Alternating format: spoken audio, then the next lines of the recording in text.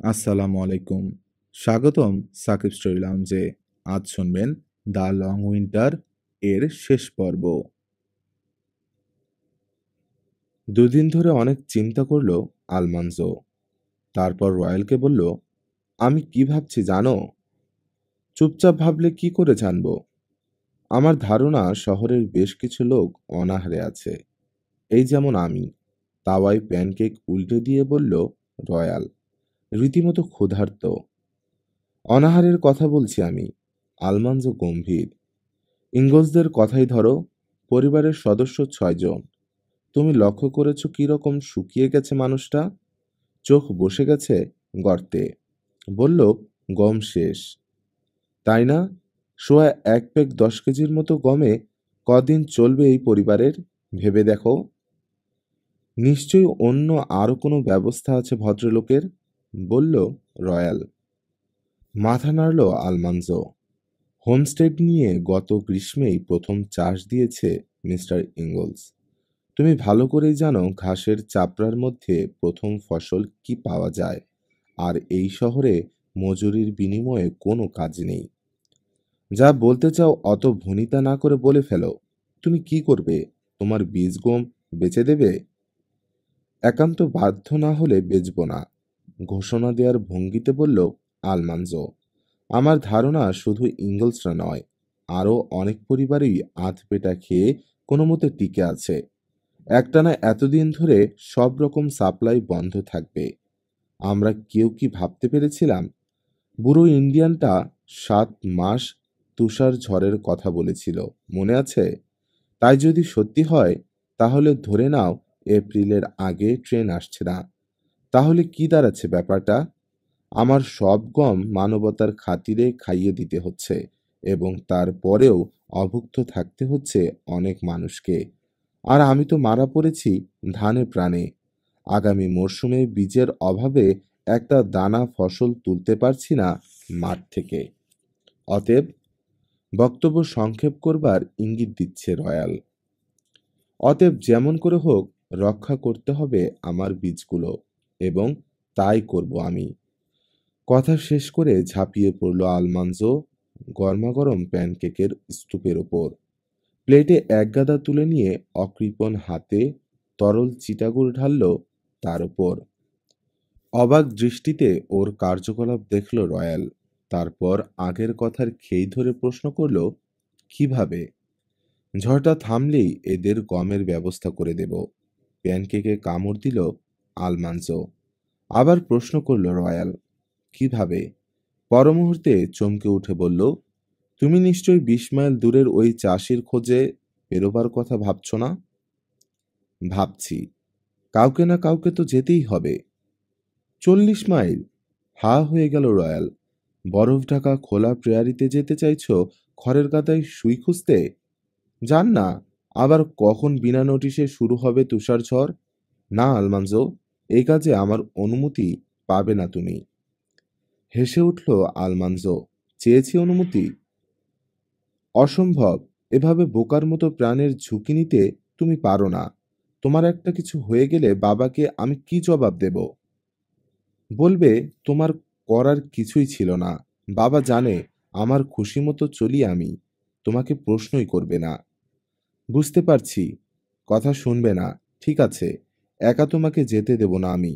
গাধার মতো যদি বিপদে ঝাঁপ দিতে চাও, আমিও যাব তোমার সঙ্গে। তোমাকে আমি নিলে তো, হাসল আলমানজো। পরদিন খবর আনলো বাবা, আলমানজো ওয়াইল্ডার আর ক্যাব গার্লেন যাচ্ছে দক্ষিণের সেই গমের খোঁজে। মুহূর্তে ফ্যাকাশে হয়ে গেল মার মুখ। চোখে ভয়। কতদূর যেন বলেছিলে?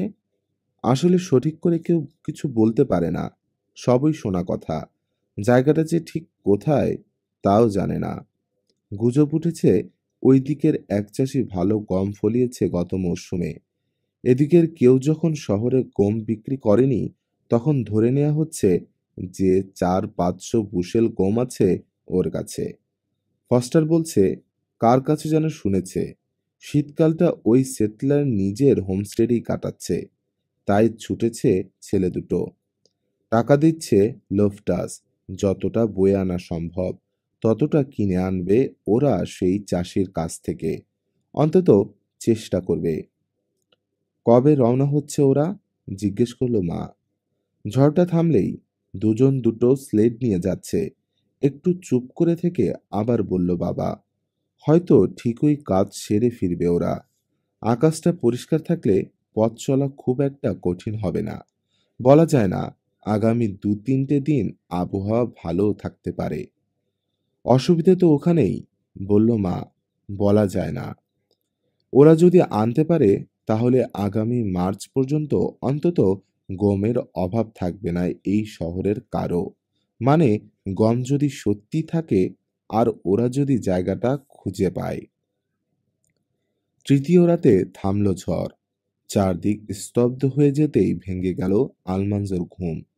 ঘড়িতে দেখল ৩টে বাজে। না, আর শুয়ে থাকা যায় না। উঠে পড়ল ও। বাইরে উঁকি দিয়ে দেখল পূব আকাশে জ্বলজ্বল করছে শুকতারাটা। বাতাস আছে সামান্য। ঠান্ডা শূন্যের ১০ ডিগ্রি নিচে। মনে হলো দিনটা ভালোই যাবে। নাস্তা সেরে আলমাঞ্জো যখন ওর খড়টানা স্লেটটা নিয়ে রাস্তায় উঠল, তখন ওর সূর্যের দেখা নেই। শুকতারাটা ম্লান হয়ে মিলিয়ে গেছে ফর্সা হয়ে আসা পূব আকাশে। বড় রাস্তার পূব দিকে ইঙ্গলসদের বাড়িটা পিছনের তুষার ছাওয়া প্রিয়ারির পটভূমিতে কালো দেখাচ্ছে। তার পিছনে গোলাঘরের সামনে খড়ের গাদা। তার পিছনে গার্ল্যান্ডদের বাড়ির রান্নাঘরে আলো দেখাচ্ছে। আর একটু এগোতেই দেখা গেল ওর বাক্সকিন গেল্ডিং নিয়ে রাস্তায় উঠে আসছে ক্যাব গার্লান্ড। দক্ষিণ পূব দিকে এগোলো ওরা। বড় বিলটা যেখানে সবচেয়ে সরু সেখান দিয়ে পার হবে বলে। পথ নেই, কাজেই পথ চিনে এগোবার উপায় নেই। সম্পূর্ণ আন্দাজের ওপর নির্ভর করে আগে আগে চলেছে আলমানজো। পিছন পিছন নিরাপদ দূরত্বে থেকে সাবধানে আসছে ক্যাব গার্লান্ড। বড় বিলের গলার কাছে এসেই প্রথমবারের মতো গর্তে পড়ল আলমানজোর প্রিন্স। ওয়া ওয়া স্টেডি, বলল আলমানজো নরম গলায়। স্লেটটা থেমে দাঁড়াতেই নেমে গিয়ে প্রিন্সকে অভয় দিয়ে নিরাপদে শক্ত বরফের ওপরে তুলে আনলো সে। তারপর আবার ওকে স্লেডের সঙ্গে জুড়ে নিয়ে এগোলো সামনের দিকে। বড় বিল পার হয়ে দক্ষিণে জোড়া লেক হেনরি আর থমসনের দিকে ছুটল ওরা। কোথাও প্রাণের কোনো চিহ্ন নেই। মাইলের পর মাইল শুধু ঢেউ খেলানো তুষার আর তুষার। উজ্জ্বল রোদ সেখানে প্রতিফলিত হয়ে চোখ ঝলসে দিচ্ছে ওদের। ঠান্ডায় অসাড় হয়ে গেছে হাত। পা দুটো জমে যেতে চাইলে স্লেট থেকে নেমে কিছুক্ষণ দৌড়ে শরীর গরম করে নিচ্ছে ওরা। বুকে থাবড়া মেরে রক্ত চলাচল স্বাভাবিক রাখছে হাতের। একা একটা কটনউড গাছ দেখতে পাচ্ছ কোথাও? জিজ্ঞেস করলো আলমানসো। না, জবাব দিল ক্যাব। চোখ ঝলসে গেছে আমার। দূরের কিছুই ঠাহর করতে পারছি না ভালো মতো। আমারও একই অবস্থা বলার আগেই আবার একটা গর্তে পড়ল প্রিন্স। আবার থেমে গর্ত থেকে তোলা হলো ওকে। গর্ত এড়িয়ে স্লেড এগিয়ে নিয়ে আবার যেতে হলো স্লেডে। আবার শুরু হলো অনিশ্চিত যাত্রা। কিছু দূর গিয়ে সেই কটনউড গাছের দেখা পেল ওরা। ওটা দেখা মাত্র পশ্চিম দিকে এগোলো আলমানজো, যাতে জোড়া লেকের গর্তে পড়ে হাবুডুবু না খেতে হয়। কটনউড গাছটা পেরিয়ে এসে আর কোনো চিহ্ন পেল না ওরা, যা দেখে নিশ্চিন্তে এগোনো যায়। এখন শুধু গুজবের ওপর নির্ভর করে আন্দাজে এগিয়ে যাওয়া। মাঝে মাঝে পিছনে ফিরে ক্যাপের দিকে চাইছে আলমানজো। মাথা নাড়ছে ক্যাপ। না, ধোয়ার কোনো আভাস চোখে পড়েনি ওর। আর কত দূর? একসময় জিজ্ঞেস করলো ক্যাপ। যতক্ষণ গমের সন্ধান না পাচ্ছি, জবাব দিল আলমানজো। মাথার উপরে উঠে এসেছে সূর্য, অর্থাৎ দিনের অর্ধেক কেটে গেছে। আকাশে মেঘের চিহ্ন নেই। তবে কখন হঠাৎ করে শুরু হয়ে যাবে আবার কেউ বলতে পারে না। এখনই ফিরতি পথ ধরা উচিত, বুঝতে পারছে আলমানজো। কিন্তু ক্ষুধার্ত একটা শহরে শূন্য স্লেট নিয়ে কি করে ফিরবে বুঝতে পারছে না। আমরা এলাম কত দূর? আবার জিজ্ঞেস করলো ক্যাব। মাইল 10 বা তার কাছাকাছি, আন্দাজ করলো আলমানজো। তোমার কি মনে হয় এখন ফেরা উচিত? শেষ না দেখেই চওড়া হাসি আসলো ক্যাব। আগে হেরে তো নেই, তারপর না হয় হার স্বীকার করা যাবে। উঁচু একটা ঢিবির মতো জায়গায় থেমে দাঁড়িয়ে চারদিকে চাইল ওরা। দিগন্তের কাছে ঝাপসা একটা ভাব না থাকলে পরিষ্কার দেখতে পেত ওরা 20 মাইল পর্যন্ত। উত্তর পশ্চিম দিকে শহরের কোনো চিহ্ন দেখা গেল না। আকাশ পরিষ্কার, ঝড়ের আভাস নেই কোথাও। জমাট বরফের ওপর পা ঠুকে আর দুই হাতে বুক থাপড়ে রক্ত চলাচল ঠিক রাখার চেষ্টা করছে ওরা। আর তীক্ষ্ণ দৃষ্টিতে চেয়ে দেখছে কোনো দিকে ধোঁয়া দেখা যায় কিনা। কোথাও কোনো ধোঁয়ার আভাস নেই। কোন দিকে যাব এবার? জানতে চাইল ক্যাব। যে কোনো দিকে গেলেই হয়, হালকা সুরে বলল আলমানজো। মাফলারটা আবার জড়াতে জড়াতে জিজ্ঞেস করলো, তোমার পায়ের কি অবস্থা? সাড়া দেয় না, বলল ক্যাব। একটা দৌড় দিলেই মনে হয় ঠিক হয়ে যাবে। আমাকেও তাই করতে হবে। দৌড়ে যদি সাড়া না ফেরে, থেমে তুষার ঘষতে হবে পায়ে। চলো, আগে পশ্চিমে কিছু দূর গিয়ে দেখি। যদি কিছু চোখে না পড়ে তাহলে ওখান থেকে আরো দক্ষিণে চক্কর দিয়ে দেখব। উঁচু জমিটা হঠাৎ শেষ হয়ে গেল। সামনে ঢাল দেখে প্রিন্সেও রাশ টানল আলমান্সো। এক পা দু পা করে হাঁটিয়ে নিয়ে চলল গর্তে পড়ার ভয়ে। হঠাৎ নিচু জমিটার ওপাশে সামান্য ধোঁয়া দেখতে পেয়ে চেঁচিয়ে উঠল ও। ওই যে ক্যাব, ওই দেখো, ধোঁয়া! উঁচু পাড়টার ওপাশ থেকে উঠছে মনে হয়, খুশি হয়ে বলল ক্যাব। ছুটল ওরা। উত্তেজনার বশে আলমানজোর পাশে চলে এলো ক্যাব এবং কয়েক মিনিটের মধ্যেই গর্তে পড়ে গলা পর্যন্ত তলিয়ে গেল ওর বাকস্কিন। অনেক কষ্ট করে তুলতে হলো ঘোড়াটাকে। গর্তের কিনার থেকে স্লেড ঘুরিয়ে আবার রওনা হতে অনেক সময় লেগে গেল। আর একবার গর্তে পড়লে এখানেই রাত হয়ে যাবে বুঝে সাবধানে এগোলো ওরা এবার। তুষারের উঁচু পাড়ের কাছে পৌঁছে কোথাও কারো পায়ের চিহ্ন দেখা গেল না। পাড়ের কিনার ধরে দক্ষিণ দিকে এসে দেখা গেল তুষার সরিয়ে একটা পথ মতো করা হয়েছে। একটা দরজার সামনে গিয়ে শেষ হয়েছে পথ। স্লেট থামিয়ে দ্বৈতকণ্ঠে হাঁক ছাড়ল ওরা। দড়াম করে খুলে গেল দরজা। দরজায় দাঁড়িয়ে হাঁ করে ওদের দিকে চেয়ে রয়েছে এক লোক। লম্বা চুল, অনেকদিন না কামানো দাড়িতে নাক মুখ প্রায় অদৃশ্য। আরে, কারা তোমরা? বিস্মিত কণ্ঠে চেঁচিয়ে উঠল লোকটা। আরে, দাঁড়িয়ে কেন? ভেতরে চলে এসো। কোত্থেকে এলে? যাচ্ছই বা কোথায়? ভেতরে, ভেতরে চলে এসো। কটা দিন থাকছো তো আমার এখানে। ঢুকে পড়ো, ঘরে ঢুকে পড়ো। এতই উত্তেজিত হয়ে পড়েছে যে জবাবের অপেক্ষায় না থেকে প্রশ্ন করে চলছে একের পর এক। আগে আমাদের ঘোড়া দুটোর ব্যবস্থা করতে হবে, বলল আলমানজো। বেশ তো। এক খাবলা দিয়ে একটা কোট সংগ্রহ করলো লোকটা। সেটা গায়ে চড়িয়ে লাফ দিয়ে বেরিয়ে এলো বাইরে। এইদিকে, এইদিকে আস্তাবল। এসো আমার সঙ্গে। কোথা থেকে এসেছো তোমরা? শহর থেকে, জবাব দিল ক্যাব। ঘোড়ার সাজ খুলতে খুলতে নিজেদের পরিচয় দিল ওরা। লোকটাও নিজের পরিচয় দিল, নাম অ্যান্ডারসন। আস্তাবলের একধারে সার বেঁধে খুঁটি কেড়ে দেয়াল তোলা হয়েছে। দেয়ালের গায়ে একটা দরজা বসানো। দেয়ালের একটা ছোট্ট ফাঁক গলে কয়েক দানা গম পড়েছে এ পাশের মেঝেতে। তাই দেখে হাসি মুখে পরস্পরের দিকে তাকালো ক্যাব আর আলমানজো। ঘোড়া দুটোকে পানি আর জই খাইয়ে সামনের গামলায় একগাদা খড় দিয়ে অ্যান্ডারসনের একজোড়া কালো ঘোড়ার পাশে বেঁধে রাখলো ওরা। তারপর লোকটার পিছু পিছু ওর মাটির ঘরে গিয়ে ঢুকলো।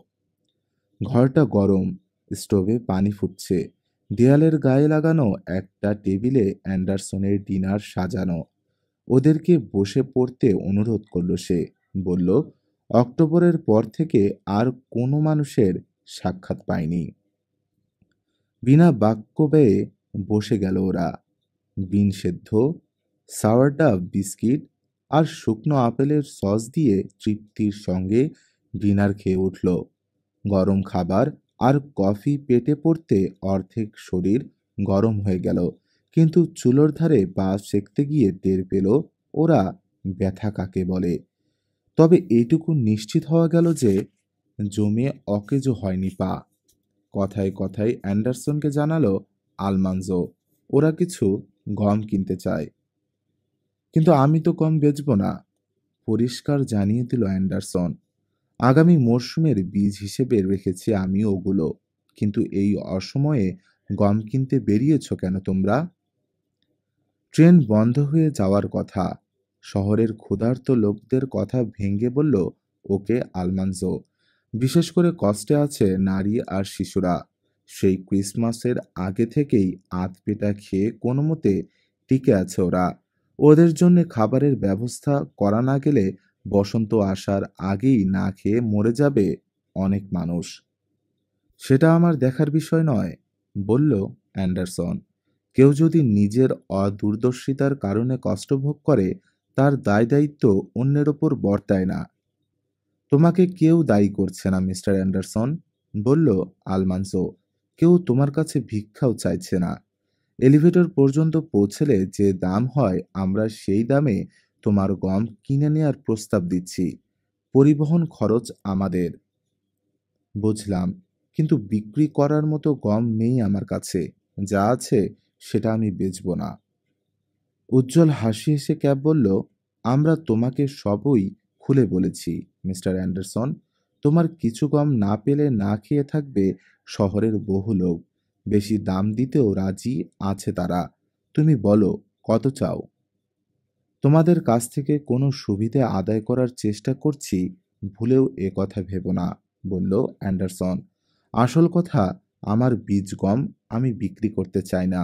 ওগুলো আমার আগামী বছরের ফসল। বেচতে চাইলে গত শহরতেই বেচে দিতাম।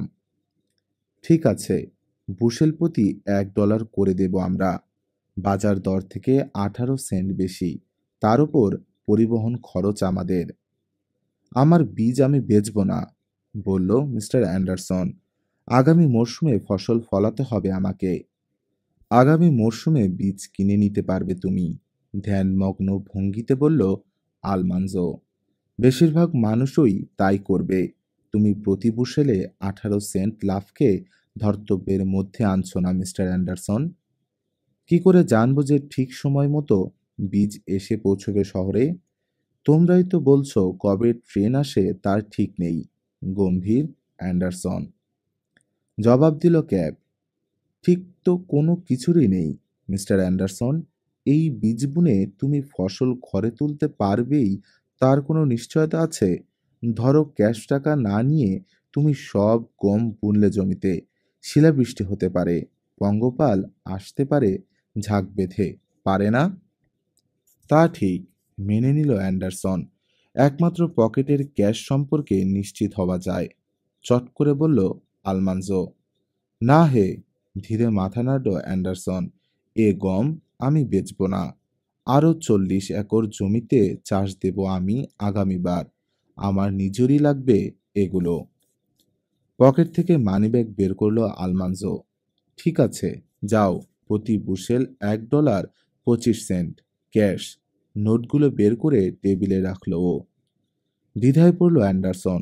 চোখ সরিয়ে নিল টাকার ওপর থেকে।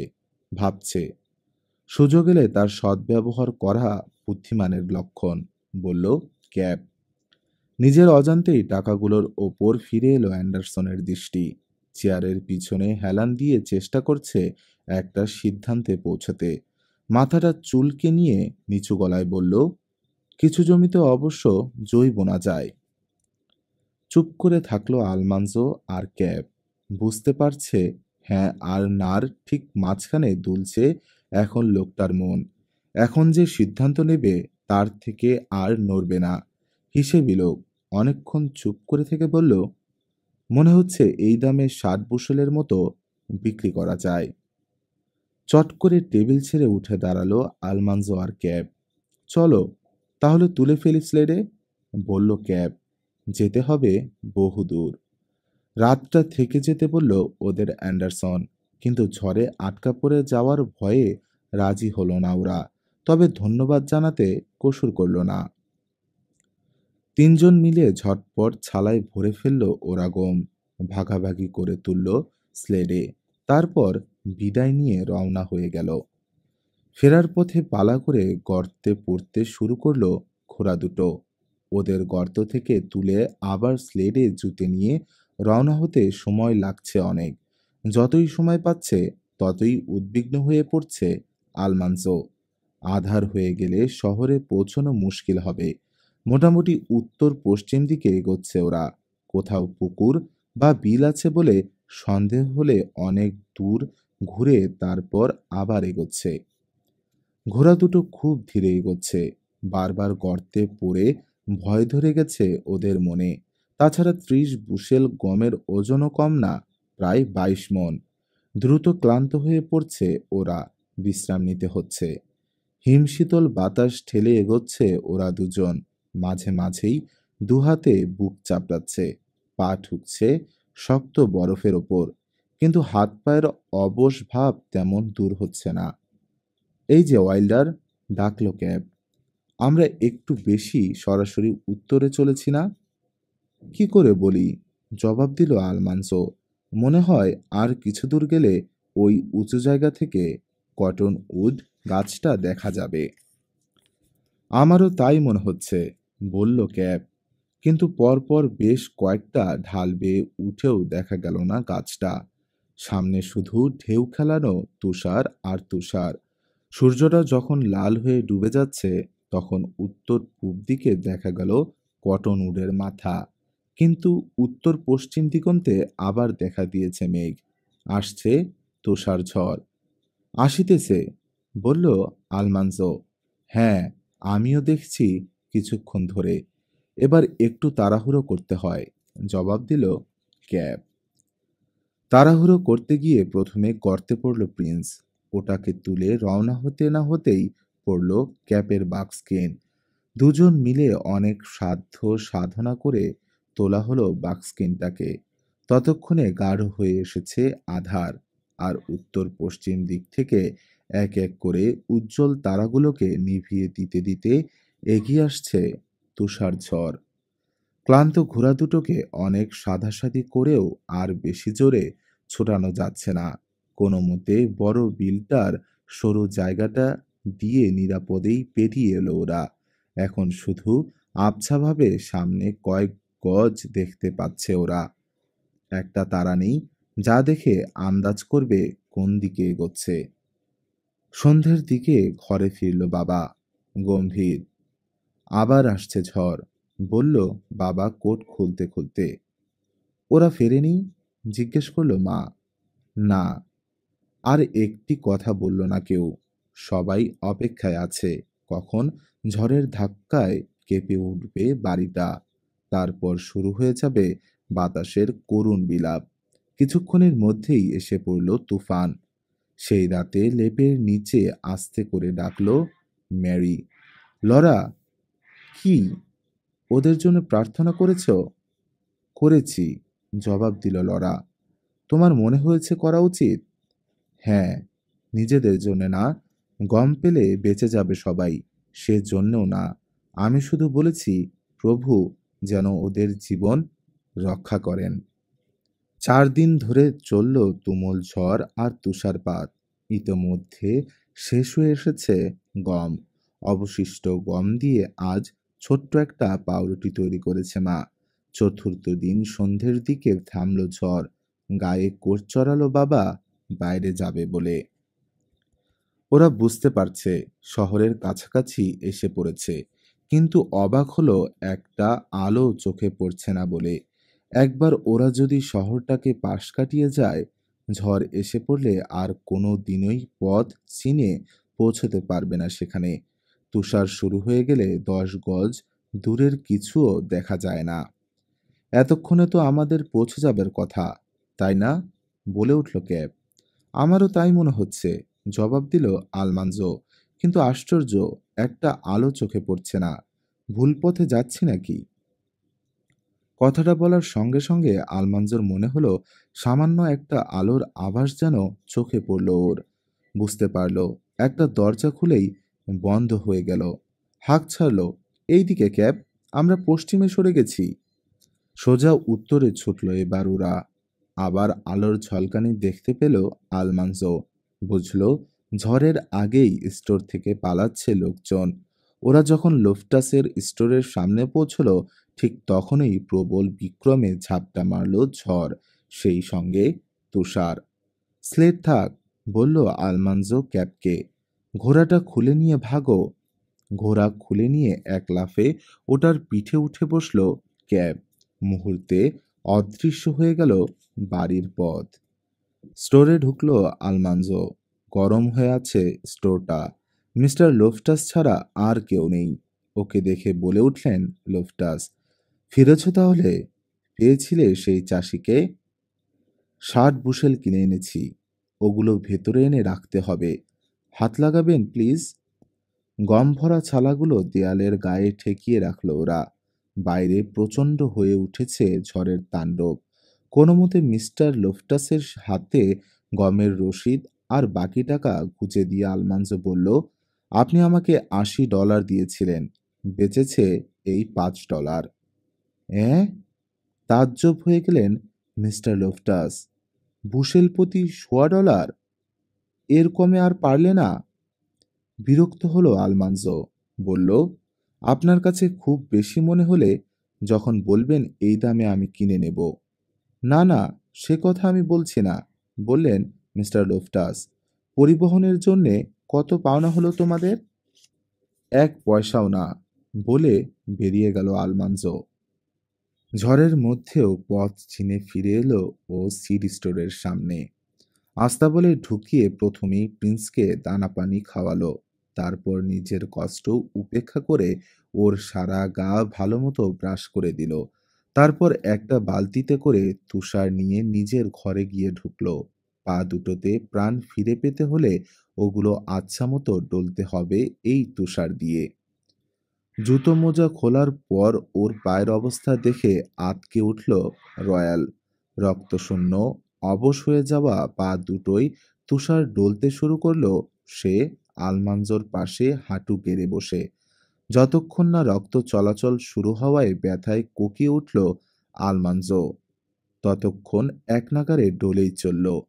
ব্যথায় একটু কমতেই ঘুমে ঢলে পড়ল আলমানজো। যে কয়দিন তুষার ঝড় চলল, সে কয়দিনের বিশ্রামে ফোলা পা দুটো প্রায় আগের আয়তনে ফিরে এলো। ফলে ঝড়টা থামলে নিজের বুটজোড়া পায়ে গলিয়ে রাস্তায় বেরোতে পারল আলমানজো। রাস্তায় বেরিয়েই দেখল ফুলারের হার্ডওয়্যার স্টোরের সামনে অনেক লোকের ভিড়। উত্তেজিত কণ্ঠে কি সব বলছে। কি খবর, কিসের গোলমাল? জিজ্ঞেস করলো আলমানজো কাছে গিয়ে।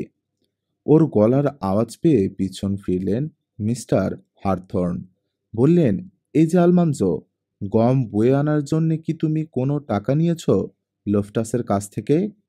ক্যাব বলছে ও নেয়নি, তুমি নিয়েছিলে।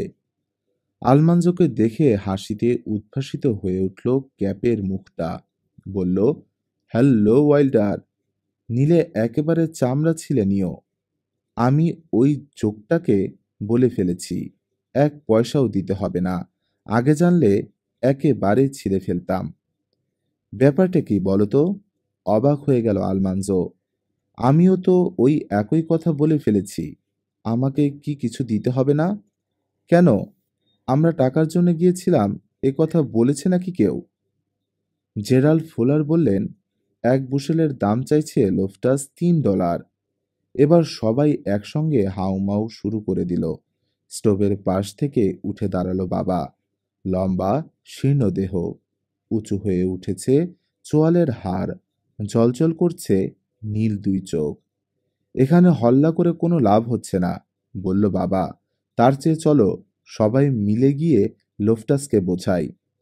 ঠিক বলেছ, লাফিয়ে উঠল একজন। চলো সবাই, ওই গম আমরা কেড়ে নেব। বোঝানোর কথা বলেছি আমি, কঠোর গলায় বলল বাবা। আমি যুক্তি আর বিচার বিবেচনা কথা বলেছি, কারো জিনিস লুট করার কথা নয়। তুমি তা বলতে পারো, একজন চেঁচিয়ে বলল। কিন্তু আমি আমার বাচ্চাদের মুখে খাবার তুলে দেওয়ার কথা বলছি। গম ছাড়া বাড়ি ফিরতে পারবো না আমি। তোমরা পারবে? না, না, কয়েকজন সমর্থন দিল ওকে। কথা বলে উঠল ক্যাব। ওয়াইল্ডার আর আমার দু একটা কথা বলার আছে। গম নিয়ে এসেছি আমরা ঠিক, তবে এখানে গোলমাল পাকানোর জন্যে গম আনিনি আমরা। ঠিক বলেছ, বললেন জেরাল্ড ফুলার। সবার ওপর চোখ বুলালেন। শহরে কোনো রকম গোলমাল চাই না আমরা। মাথা গরম করবার কি আছে? আমি বুঝতে পারছি না। আলমানজো কিছু বলতে চাচ্ছিল, কিন্তু বাধা দিল একজন। হ্যাঁ, প্রচুর খাবার মজুদ আছে তো আমার। তাই বুঝতে পারছো না। তোমার বা ফুলারের যথেষ্ট আছে। খিদের কষ্ট কি বুঝবে তোমরা? তবে আমি বলে দিচ্ছি, যেমন করে হোক, গম না নিয়ে আমি। আপনার ঘরে কি পরিমাণ খাবার আছে, মিস্টার ইঙ্গলস? লোকটাকে বাধা দিয়ে কথা বলে উঠল ক্যাব গার্ল্যান্ড। এক দানাও নেই, বলল বাবা। গতকাল কফি মিলে গুঁড়ো করেছি আমরা আমাদের শেষ গম।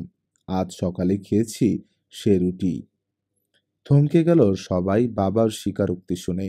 চট করে আলমানজো বলল, শুনলে তোমরা? ব্যাপারটা মিস্টার ইঙ্গলসকেই সামলাতে দাও না কেন?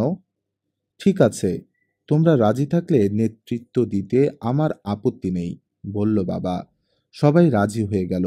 বেশ, তাহলে চলো সবাই, দেখি কি বলার আছে লোফটাসের। তুষার ছাওয়া রাস্তা ধরে সবাই চলল মিস্টার লোফটাসের স্টোরের দিকে। ওদের আসতে দেখে কাউন্টারের পেছনে চলে গেলেন লোফটাস। ভেতরে ঢুকে দেখা গেল গমের বস্তা পিছনের ঘরে সরিয়ে ফেলা হয়েছে। বাবা তাকে বলল, গমের দাম মাত্রাতিরিক্ত ধরা হয়েছে। ব্যবসাটা আমার, বললেন মিস্টার লোফটাস। আমার গমের দাম আমি কত ধরব সেটা আমার ব্যাপার। অনেক বেশি দামে কিনতে হয়েছে ওই গম। শুনলাম বুশেল প্রতি $1.25, বলল বাবা। আমি কত নেব সেটা আমার ব্যাপার, গো ধরলেন মিস্টার লোফটাস। একটু পরেই টের পাবে এটা কার ব্যাপার, বলল একজন। আমার সম্পত্তি একবার ছুঁয়ে দেখো না, আইনের আশ্রয় নেব আমি, শাসালেন মিস্টার লোফটাস। অনেকেই বাঁকা হাসি হাসল এই কথা শুনে, কিন্তু দমলেন না তিনি। দুম করে ডেস্কের ওপর একটা কিল মেরে বললেন, আমার গম, যা খুশি দাম ধরার অধিকার আছে আমার। তা ঠিক, লোফটাস, অধিকার আছে তোমার, বলল বাবা। দেশটা স্বাধীন, নিজের সম্পদ নিয়ে যা খুশি করবার অধিকার রয়েছে তোমার। জনতার দিকে ফিরল বাবা। তোমরা সবাই জানো কথাটা সত্য। আবার চাইল লোফটাসের দিকে। কিন্তু লোফটাস, তুমিও ভুলো না, আমরাও সবাই মুক্ত স্বাধীন। এই শীত থাকবে না চিরকাল। মনে হয় তারপরেও তোমার ব্যবসা করার ইচ্ছা আছে। আমাকে হুমকি দিচ্ছ তুমি? ভুরু কোঁচকালেন মিস্টার লোফটাস। তার প্রয়োজন পড়ে না, বলল বাবা শান্ত গলায়। এটা তো সোজা কথা। যা খুশি দাম ধরার অধিকার যদি তুমি প্রয়োগ করো, আমরাও আমাদের অধিকার প্রয়োগ করব যেমন খুশি। আজ আমাদের উপর এক হাত নেবে তুমি, কারণ তুমি বলছো এটা তোমার ব্যবসা। কিন্তু তোমার ব্যবসাটা নির্ভর করে খদ্দেরের ওপর, অর্থাৎ আমাদের উপর। এখন হয়তো খেয়াল করছো না, কিন্তু আগামী গ্রীষ্মে ঠিকই টের পেয়ে যাবে। ঠিক তাই, বললেন জেরাল্ড ফুলার। মানুষের সঙ্গে সম্পর্কের মাধ্যমেই চালাতে হয় ব্যবসা, তা নইলে টেকা যায় না, অন্তত এ দেশে নয়। জটলার মধ্যে থেকে রাগী গলা শোনা গেল, আমরা এখানে তোষামত করতে আসিনি। গম কোথায়? তুমি কিন্তু বোকামি করছো লোফটাস, বললেন মিস্টার হারথর্ন। টাকা তোমার খাটলো কোথায়, বলল বাবা। তাছাড়া ছেলেরা এগুলো বয়ে আনার জন্যে একটা পয়সাও নেয়নি। ন্যায্য লাভে বিক্রি করো, দেখবে 1 ঘন্টার মধ্যে লাভ সহ ফিরে এসেছে তোমার মূলধন। কাকে বলবে তুমি ন্যায্য লাভ, জানতে চাইলেন মিস্টার লোফটাস। ব্যবসার নীতি হচ্ছে যতটা সম্ভব কম দামে কিনে যতটা সম্ভব বেশি দামে বিক্রি করা। অন্তত আমি তো তাই জানি। আর আমি বুঝি, সময়ে অসময়ে মানুষের সুবিধে অসুবিধে দেখা, প্রয়োজনে তাদের পাশে দাঁড়ানোই একজন ভালো ব্যবসায়ীর নীতি হওয়া উচিত, বললেন মিস্টার ফুলার। তোমার এই দামে আমরা আপত্তি করতাম না, বলল বাবা, যদি ওয়াইল্ডার আর গার্ল্যান্ড বিপদ মাথায় করে এগুলো বয়ে আনার জন্যে তোমার কাছ থেকে টাকা নিত, কে বারণ করেছিল? মিস্টার লোফটাস ফিরলেন আলমানজো আর ক্যাপের দিকে। তোমাদেরকে বয়ে আনার খরচ দিতে চাইনি আমি। হাসি খুশি ভাবটা দূর হয়ে গেল ক্যাপের চেহারা থেকে। তীক্ষ্ণ কণ্ঠে বলল, আপনার নোংরা টাকার আমাদের প্রয়োজন নেই মিস্টার লোফটাস। ক্ষুধার্ত মানুষের চামড়া ছিলে লাভ করবেন আপনি, সেজন্য ওগুলো আনতে চাইনি আমরা। ঠিক, বলল আলমানজো, আপনার জন্য যাইনি আমরা মিস্টার লোফটাস, গিয়েছি শহরবাসীর জন্য। আমাদের মজুরি দেওয়ার মতো টাকা আপনার ক্যাশ বাক্সে নেই। ক্যাপ আর আলমানজোর মুখ থেকে চোখ সরিয়ে উপস্থিত আর সবার মুখের ওপর চোখ বুলালেন মিস্টার লোফটাস। মুখটা একবার খুলে বন্ধ করে ফেললেন। তারপর বললেন, ঠিক আছে, কেনা দামি বেচবো আমি এই গম, বুশেল প্রতি $100। তোমাকে ন্যায্য লাভ দিতে তো আমাদের আপত্তি নেই, বলল বাবা। মাথা নাড়লেন মিস্টার লোফটাস। না, কেনা দামেই বেচবো আমি ওগুলো।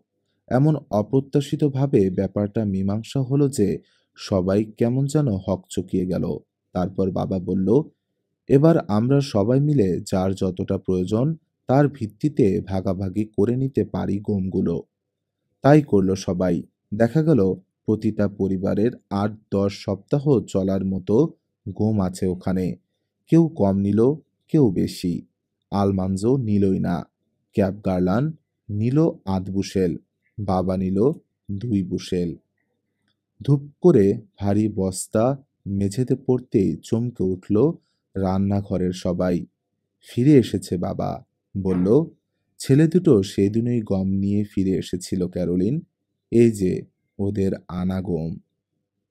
মার্চ গিয়ে এপ্রিল এলো, কিন্তু তুষার ঝড়ের বিরাম নেই।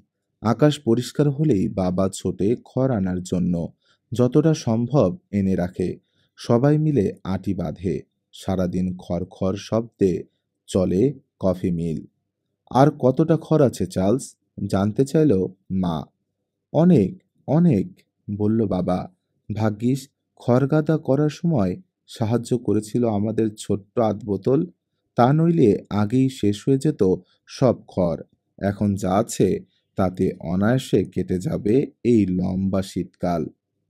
আরও বেশি অনেকদিন ঝাঁকিয়ে বসে থাকলো শীত। তারপর একদিন হঠাৎ করেই বইতে শুরু করলো চিনুক হাওয়া। এসে পড়ল বসন্তকাল। অবশেষে বিদায় নিল ঝড়ঝঞ্ঝা আর তুষার। একদিনের মধ্যে গলে দূর হয়ে গেল জমাট বরফ। হাসি ফুটল সবার মুখে। আর দেরি নেই, এইবার এসে পড়বে ট্রেন। মাঠঘাটে পানি জমে আছে, তাই রেললাইন ধরে হেঁটে চলে এলেন মিস্টার পোস্ট। শহরের সবার খবরাখবর নিয়ে এলেন। বহুদিন পর মেরি পাওয়ার এলো ও আর লরা মেরিকে নিয়ে শহরের পশ্চিমের মাঠ থেকে বেরিয়ে এলো। অনেক উঁচুতে বুনো হাঁসের ডাক শোনা যাচ্ছে। ঝাঁকের পর ঝাঁক উড়ে যাচ্ছে উত্তরে। শহরের সবাই অধীর আগ্রহে অপেক্ষা করছে ট্রেনের জন্য। মে মাসের শুরুতে এলো ওদের জন্য পাঠানো সেই ক্রিসমাস ব্যারেল। সবার জন্য জামাকাপড় আছে ওর মধ্যে। আর আছে রেভারেন্ড এলডেনের পাঠানো সেই ক্রিসমাস টার্কি। ঠিক হলো মে মাসেই ক্রিসমাস ডিনার খাওয়া হবে। দাওয়াত দেয়া হবে মিস্টার ও মিসেস বোস্টকে। নিয়মিত ট্রেন আসায় সব ধরনের রসদ পৌঁছে গেছে শহরে। কোনো কিছুরই অভাব নেই আর। বাবা কদিন খেটে সারিয়ে ফেলল হোমস্টেডের ঘরদুয়ার। এবার ফিরে যাবে ওরা ওদের খামারে। শেষ হলো দ্য লং উইন্টার এর শেষ অধ্যায়। অবশেষে দীর্ঘ ভয়ঙ্কর শীতের অবসান। সূর্যের আলো ফিরে এসেছে, তার সাথে ফিরে এসেছে জীবনের উষ্ণতা।